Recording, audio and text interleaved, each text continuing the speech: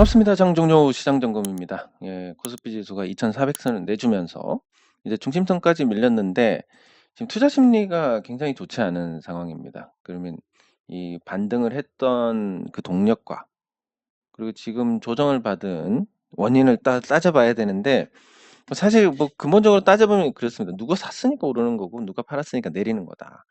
그러면 여기서 이제 동력이 조금 줄어들었다는 것은 이 침체에서 과열로 한 방에 왔다. 즉 급하게 반등을 했다라는 거니까 이 조정은 건강한 조정은 맞는데 여기에 부딪혀서 더 오르지 못하는 시점부터는 조금 시장이 부정적으로 꺾인 것 같다라고 볼 수 있습니다. 네, 그래서 여기서 꺾였을 때는 이제 횡보 아니면 하락이니까 좋지 못한 상황인데 지금은 이제 중심선에서 어느 정도 지지력을 확인을 할 수 있는 자리, 예, 그 정도고 2,400선을 이탈했기 때문에 다음 지지선이 많이 떨어집니다. 요 하단까지 열려 있는 상태고, 그래서 시장에 대한 기대치는 다소 떨어지는 상태가 되지 않나. 그리고 지수의 영향력이 가장 큰 삼성전자가 6만 원을 내줬기 때문에 지금 시장은 이제 조정 국면으로 간다라고 보는 게 적절할 것 같습니다. 그러면 현 상황에서 조정 국면으로 갔을 때 요 변동성 범위를 감안하면 이 저점을 깰 만큼의 아주 심각한 흐름은 아니겠지만 이 약세 주기에서 강세 주기였고 이제 약세 주기에서 약세가 됐다. 그러면 다시 강세 주기로 가려면 요 매물을 소화하고 가야 되는데 이전에 올랐던 이 외국인 매수세처럼 강력한 게 있느냐라고 하면 지금은 그런 동력이 없는 상태다. 그리고 물가 상승에 대한 우려가 계속 작용을 하고 있습니다. 이게 저는 이제 근본적으로 그 문제라고 생각합니다. 미국의 이 고령화 때문에 이 노동 인구의 어떤 공급이 제대로 이루어지지 않고 있다. 그 고령화로 인한 결과물로 지금 시장은 인건비가 고용 시장이 좀처럼 이제 침체가 되지 않는 상태고 인건비 상승도 물가에 영향을 계속 주고 있는 상황이고.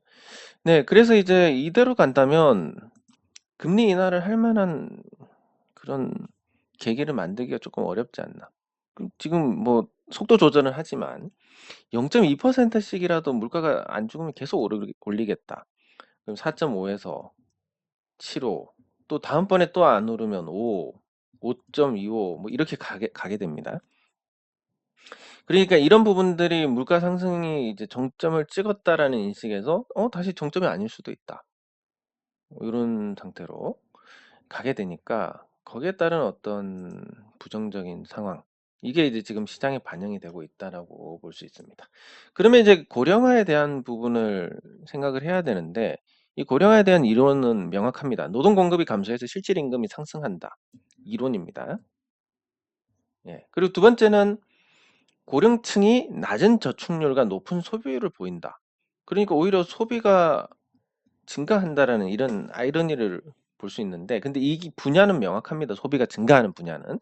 소비가 증가하는 분야가 보건, 의료, 관광 이쪽입니다. 그러니까 철저하게 고령층의 수요에 맞게 움직일 수 있는 그 분야가 시장이 커지는 거고. 그리고 이론적으로 노동 공급이 감소한다라는 것도 이 고령층의 노동 참여를 높이게 되면 해결이 됩니다.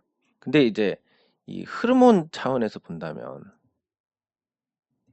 제가 생각했을 때는 60세에서 65세 큰 정년을 이렇게 늘렸을 때 큰 문제는 없을 것 같은데 70세까지 하면 이 70세 이후로는 확실히 달라지는 것 같습니다.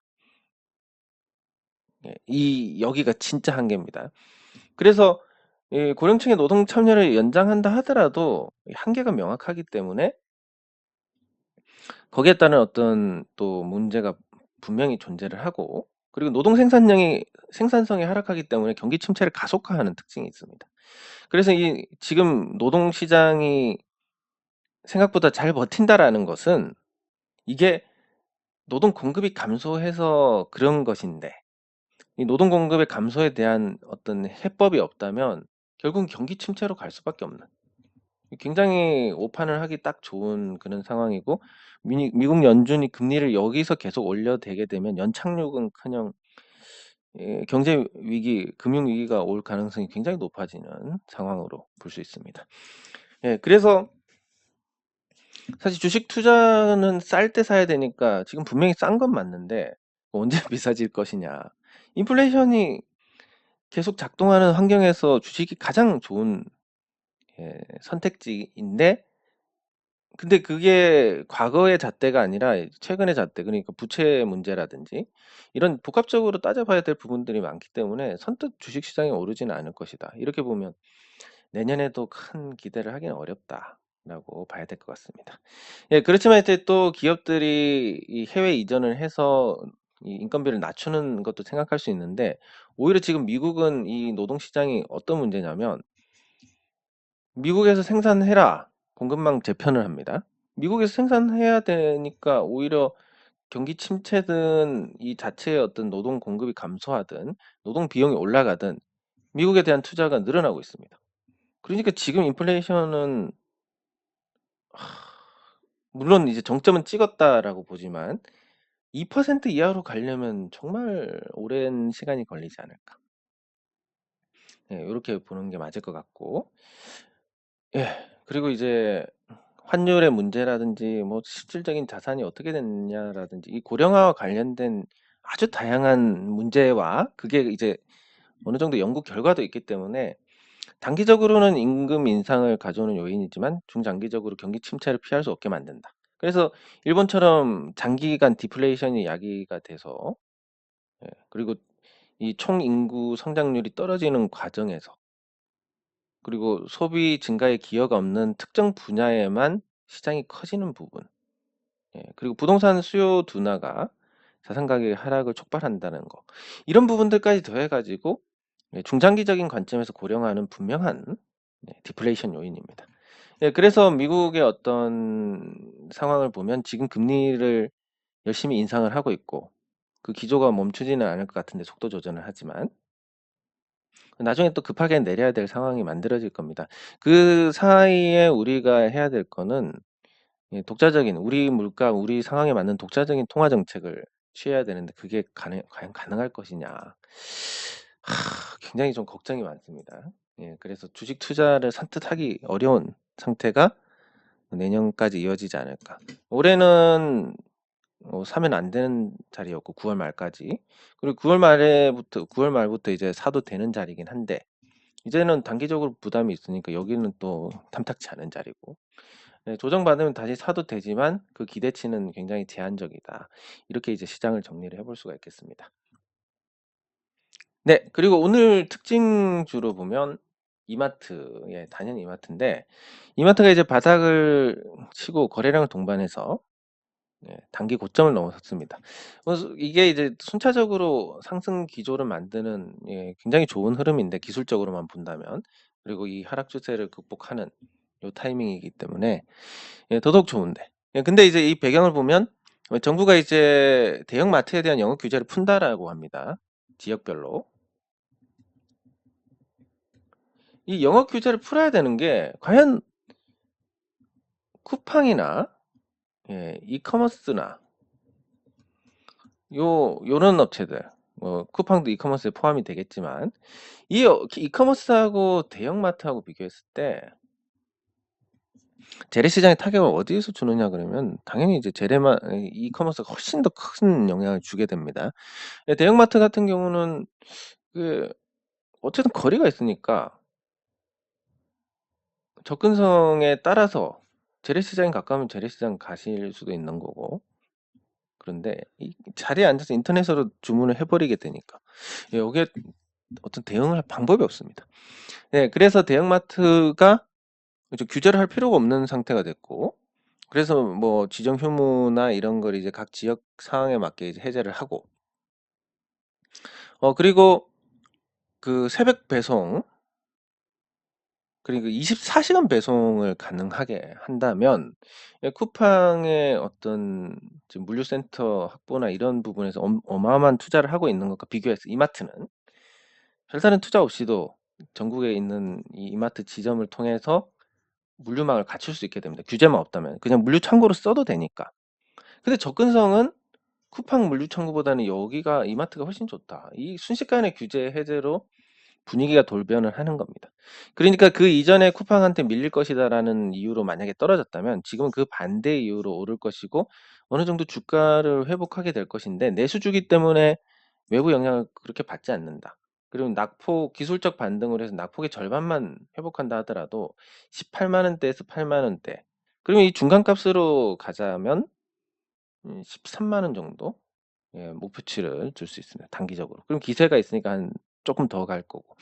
요렇게 이제 볼 수 있으니까 목표가까지 좀 지루하지만 예, 기준을 갖고 기다리면 좋은 결과가 있지 않을까 싶습니다. 네, 그리고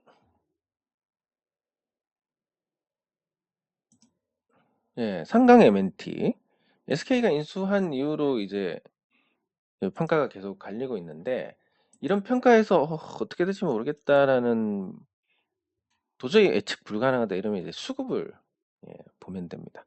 이 종목에서 어느 주체가 많이 사느냐라고 하면 외국인 팔고 기관 투자자들이 많이 샀는데 이제 기관 투자자들이 팔고 있다. 그러면 이제 수급이 딱히 좋은 상태가 아니고 그럼 상강 M&T가 과연 지금의 밸류를 인정받을 만한 수준이냐 이걸 봐야 되는데 그 SK가 유상증자를 하면서 재무가 많이 개선이 됐습니다. 그리고 지금 어마어마하게 증설을 하고 있고 그래서 그 영업 이익도 작년에 빅패스로 다 털어내고 올해 개선이 됐고 적정 주가로 한 5천억 정도 볼 수 있는데 SK가 최대 주주니까 대기업 또 신용도 이런 걸 감안했을 때 지금 주가도 뭐 과하진 않다. 다만 주가는 다 괜찮고 사업도 괜찮은데 과연 이걸 어떻게 처리를 할 것이냐. 요 지분을 SK가 이걸 사준다? 굳이 뭐 53%까지 보유할 이유가 없습니다. 이건 SK 그룹의 어떤 성향하고도 배치가 되는 건데 SK 하이닉스 인수하고 지분 20%였고 채권단에서 6%인가 7%인가 하는 지분을 더 사달라 했더니 안 사줬습니다. 아주 쌀 때. 사줬으면 27% 되는데 불필요한 지분을 안 갖고 간다라는 거니까. 그러면 이제 이 기존의 최대주주 지분을 털어줘야 되는데 기존의 최대주주는 뭐 소문에는 3만 원에 사가라. 그럼 3만 원까지 주가를 올려야 턴다라는 얘기인데 이게 이렇게 되면 여기서 누가 올리겠습니까? 여기 필승 대기하고 있는데 매도하려고. 그러면 이제 한 2, 3년 끌어버리지 않을까. 지칠 때까지. 요런 관점에서 이제 해석을 해볼 수 있으니까 너무나 큰 물량이니까 크게 기대할 부분이 없을 것 같다. 요 종목은 이렇게 봐야 될 것 같습니다. 뭐 사업 전망이 좋고 나쁘고 정말 뭐 드라마틱하게 아주 극적으로 좋아지고 이런 게 아니면 큰 기대는 하기 어렵겠다라고 보는 게 맞을 것 같습니다. 자, 그리고 삼성전자는 이제 지수하고 거의 연동해서 움직이는데 삼성전자의 실적 전망이 내년에 반토막이 날 것이다라는 거. 그 반토막이 나는 부분이 이미 이때 반영이 됐다라고 보면 적정하게 본다면 이제 이 헤드앤숄더형을 만든다. 이렇게 봤을 때는 저점이 이 변동성 범위 하단에서 어느 정도 만들어집니다. 그러면 이제 삼성전자에 대한 접근은 장기적으로 봤을 때 지금의 삼성전자 시가총액이 싸냐 그러면 싸지 않습니다. 그래도 나중에 반도체 점유율이 늘리고 주가가 오를 만한 요인이 있느냐 하면 있을 것 같습니다. 그래서 단기적으로 여기서 뭐 짧게 반등 정도는 한번 공략을 해볼 만하지 않나. 요렇게 볼 수 있고 그리고 SK 하이닉스 SK 하이닉스가 저점을 이탈했습니다. 지금 지수하고는 조금 상반되게 가고 있는데 지수는 잘 버티는데 반해서 이게 지금 매물대 지지력을 받고 버티다가 다시 흘러내리는 그런 수순으로 갈 수 있는 아주 극적인 반전이 없으면 그대로 계속 내려갈 수 있는 그런 상태입니다. 근데 SK 하이닉스는 삼성전자하고 다르게 적자 전환을 지금 걱정을 하고 있는 상황이니까 주가는 언제든지 내려도 이상할 게 없고 또 어디까지 내려도 이상할 게 없는 그런 상태다. 그래서 지수에 부담을 좀 많이 줄 수 있는 상황이 이어질 것이다. 계속 변동이 없는 상태입니다.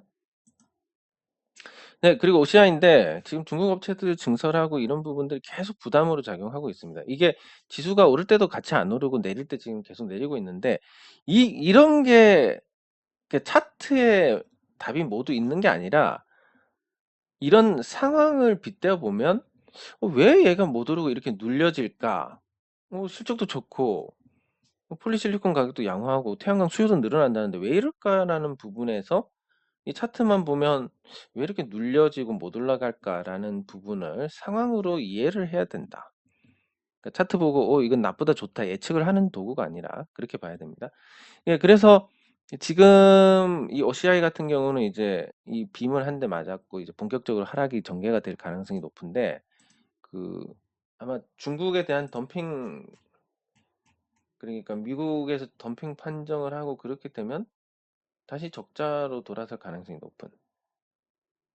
그리고 동남아 우회 수출로를 차단하게 되면 말레이시아에 공장이 있는 OCI도 과연 무사할 수 있을까?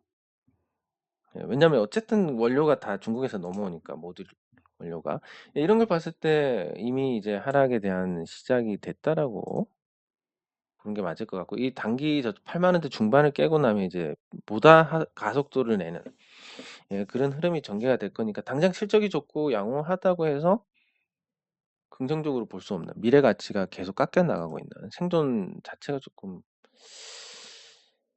생존 자체가 쉽지 않은, 예, 그런 상황으로 볼 수 있습니다. 네, 그리고 작은 종목들 중에서 이제 풍강. 네, 풍강은 적자 전환했습니다. 8월 달에. 그리고 이제 11월 실적이 좀 있으면 나올 텐데, 이 적자 전환하던 시기에도 순이익 자체는 흑자였습니다. 그러니까 재무적으로는 양호하고, 부채도 이제 많이 갚아가지고, 부채가 200억대 중반에서 지난 8월에는 이제 199억으로 떨어졌습니다. 이 중에서 뭐 이자 발생하는 부채가 그렇게 매입 채무라든지 정책 자금을 쓰는 범위라든지 이런 걸 따졌을 때 부담스러운 이자를 쓰는 규모는 크지 않을 것 같고, 자산도 이제 거의 700억에 육박하고 있으니까 순자산도, 가치적으로도 양호합니다. 그리고 계속 이익을 내고 있는 중이고. 네, 그래서 이 종목이 당장 뭐 튀어 올라가고 이런 건 좀 힘들겠지만, 그리고 여기 매물이 워낙 강력하게 있고, 그 매물이 강력하게 있는 건 이 시점에서 뭔가 털고 나갔다는 거, 뭐가 털고 나간지 모르겠습니다. 예, 그런 부분들이 흔적이 있으니까, 예, 치고 나가지 못하는 부분이고, 또 흐름 자체가 중소형주의 기술적 분석은 큰 의미가 없지만 그래도 추세적으로 본다면, 네, 계속 하향세입니다. 이걸 극복할 수 있을 것이냐에 대한 관건, 예, 어떤 계기가 있거나 아니면 시장이 좋아지거나 뭐 아니면 소형주들이 일제히 움직이거나 이런 게 있어야 되는데, 일단 거래량 자체로도 그런 걸 기대할 수 있는 부분이 없다라는 거니까, 예, 당분간 이번 최근까지의 반등은 굉장히 좀 한계까지 근접한 어떤 반등이다. 예, 그래서 4천을 위해서는 비중을 줄이는 게 맞지 않나 하는 생각을 해봅니다. 음, 예, 그리고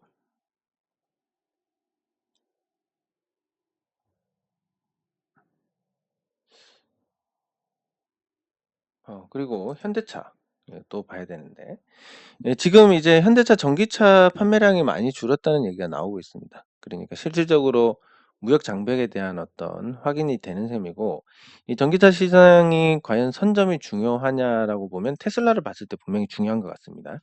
그리고 2등을 하는 게 중요한데, 현대차가 지금 다른 지역을 봤을 때 경쟁력으로 따지면 2위를 할 수 있는 역량을 갖추고 있습니다.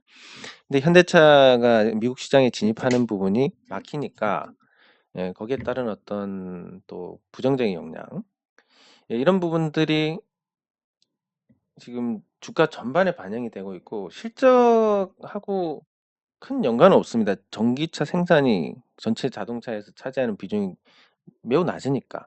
근데 향후 시장 선점에 대한 미래 가치를 생각했을 때 이런 부진은 사실 뼈 아프다.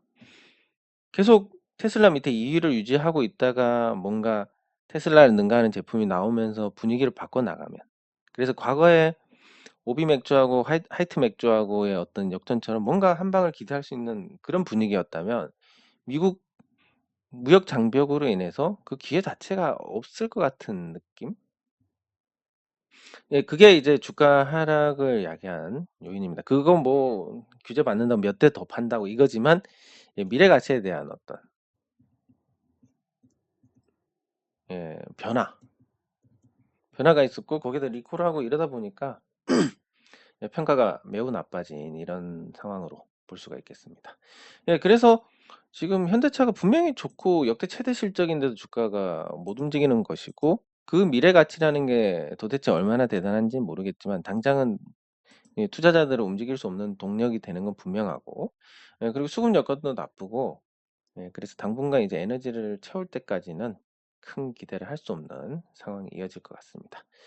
예, 전반적으로 이제 시장은 미국 금리에 대한 상단이 높아질 것이다라는 거에 대한 눌림과, 그리고 단기적으로 상승했기 때문에 피로감과, 거기다가 어떤 수급이 나쁜 종목들은 미래 가치가 나쁘든 뭐든 어떤 핑계를 대서라도 계속 그렇게 부각이 돼서 이 약세 흐름을 보이고 있으니까, 앞으로 시장이 좋을 때도 재밌는 종목이 많지 않았지만 시장이 나쁠 때는 재미없는 종목이 정말 많아질 것 같고, 거기에 대한 어떤 대응은 9일 날 이제 금투세가 어떻게 될 것이냐, 이 9일 날 금투세가 중요하고, 그리고 미국 CPI 12월 달에 발표하는 미국 CPI가 중요하고, 이 두 가지가 이제 확인이 돼서 어느 정도 지지가 된다라고 한다면, 그러면 이제 시장이 이제 연말 연초까지 해서 또 조금은 괜찮아질 것이고, 그러면 현대차도 그 힘에 의거해서 이제 가격 조정, 기간 조정을 마무리하고 다소 개선되는 그런 흐름을 기대를 할 수 있을 것 같습니다. 제가 계속 최근에 소홀한 상태인데, 뭐 문제 해결이 잘 됐습니다. 열심히 뛰어다닌 덕분에. 무슨 문제인지는 굳이 뭐 말씀을 안 드려도 될 것 같은데, 근데 이게 이제 다 같이 잘 돼서 문제 해결이 되면 좋은데, 그게 아니라서 조금 안타까운 부분이 있고, 주식 시장은 생각보다 이 긴축에 대한 우려가 오래 갈 것 같아서 내년에도 참 투자하기가 그렇게 좋지 않은 환경일 것 같다. 그렇다고 뭐 부동산을 투자하자니 부동산은 너무 심하고, 채권을 투자하자니 금리가 계속 옆으로 갔을 때 금리 인하를 해야 채권도 좋은 평가를 받는데 그것도 아니고, 그럼 단순히 물가가 높아지고 경기 침체가 강해지고 이런 복합적인 위기가 닥쳤을 때 한국 정부나 한국은행이 여기에 대한 충분하게 대응할 수 있는 역량을 갖췄느냐, 이런 경험들이 많아서 노련하게 대응할 수 있느냐라는 부분에서 보면 굉장히 좀 회의적이다. 그래서 주가가 아주 쌀 때면 모르겠는데 어느 정도 반등을 한 현 시점에서는 기대할 부분이 크지 않겠구나. 이게 적어도 대형주에 한정해서는 그렇겠구나라고 보시는 게 적절할 것 같습니다. 네, 장 종료 후 시장 점검은 여기서 마치도록 하겠습니다. 수고하셨습니다.